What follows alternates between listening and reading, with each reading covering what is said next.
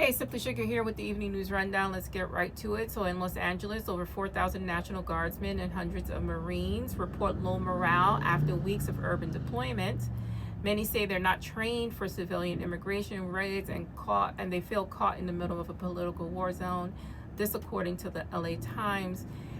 You are caught in the middle, and this president has put you in there. Remember, your oath is to the Constitution of the United States. I'm sure this is not only going to affect morale, but the numbers. I'm sure many people are going to leave our armed forces, and many are not going to join who had previously wanted to join our armed forces because of this fiasco the president has caused. Moving on, the Director of National Intelligence, Tulsi Gabbard, is demanding the prosecution of Barack Obama, claiming he led a treasonous conspiracy to sabotage Donald Trump's 2016 campaign. But let's not forget that the Supreme Court has already ruled that not only Donald Trump, but President Obama and everyone else who's been president is immune from prosecution for official acts during their presidencies. Protecting Barack Obama and everyone else who's been president, including Donald Trump, under the presidential immunity doctrine. This is not only for Donald Trump, even though he thinks it's probably his law and, shouldn't be applied to previous presidents. It is applied to previous presidents, so this is a waste of time. Critics call it political stunt, which it is, while supporters see it as a long overdue accountability. And accountability for what? Nothing will come of this. Nothing will come of this. And this is according to an article I read in Politico. Let's move on to the Murdoch family. So Trump is suing the Wall Street Journal and Rupert Murdoch for $10 billion over a leaked birthday letter to Jeffrey Epstein, which contained a lewd drawing.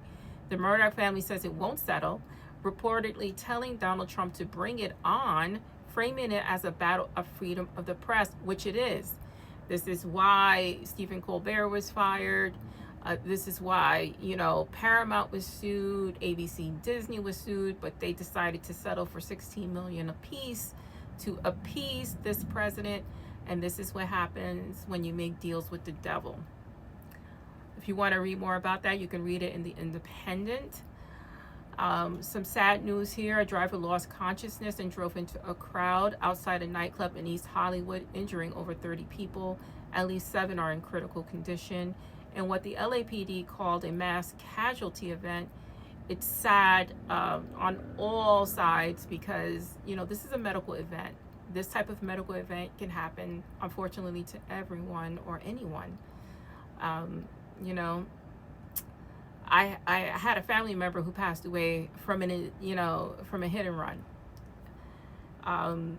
It was a tragedy, and hers was preventable. I'm not sure this one was. Lastly, I want to talk about Hakeem Jeffries, who refuses to endorse Zohran Mamdani. Even after meeting with him, this goes to show you what's happening in the Democratic Party. New York is putting a microscope or a magnifying glass on the separation between the old and the new. We are tired of the old. And I'm old. I'm 50 years old. So, although people would think I would be more towards, someone like a Cuomo, someone who has a political hand in our government for several years, I find Zohran Mamdani refreshing. I think that he has the right ideas on how to help New Yorkers who are struggling. Again, I've said on this platform that my husband works 2 jobs. I work a job. I also do this full time. This is like a full-time job, this reporting here, believe it or not.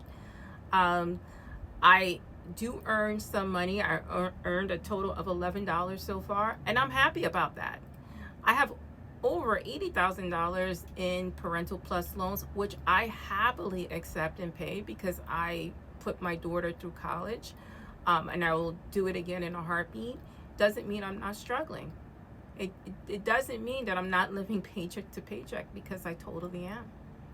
And I think it's time that we have a candidate that speaks to that, It speaks to regular people living in one of the most expensive cities here in the United States.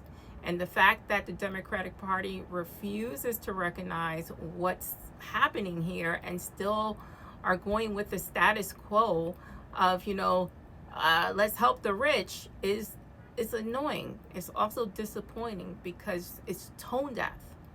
And we're going to keep losing elections because of it. I'm Simply Sugar. That's my opinion. And this is the Evening News Rundown.